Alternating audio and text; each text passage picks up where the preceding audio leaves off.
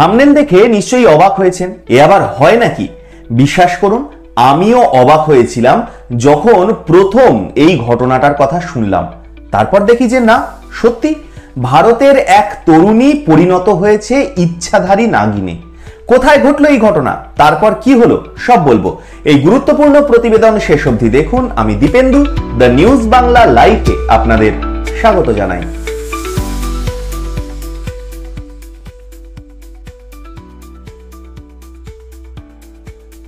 3 মাস আগের কথা, বাড়ি থেকে একদিন হঠাৎই নিখোঁজ হয়ে যান এক তরুণী। সর্বত্র খোঁজ শুরু হয়ে যায়। তন্ন তন্ন করে খুঁজেও কিন্তু তরুণীর কোনো খোঁজ মেলেনি। খোঁজ চলতেই থাকে আর এভাবেই কেটে যায় 3টে মাস।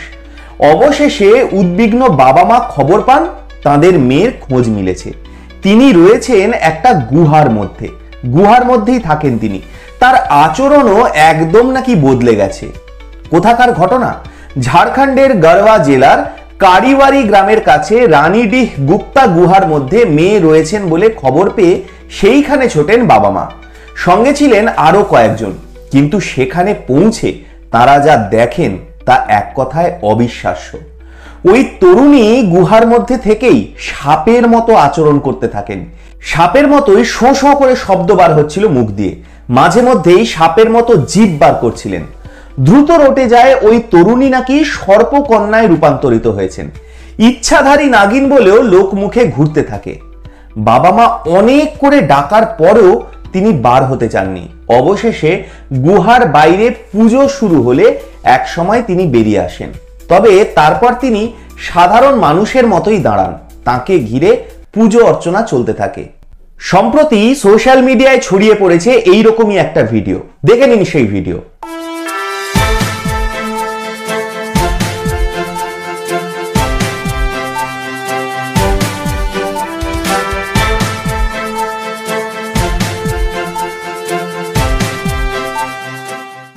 বিভিন্ন সংবাদ মাধ্যমে এই সংবাদ প্রকাশিতও হয়।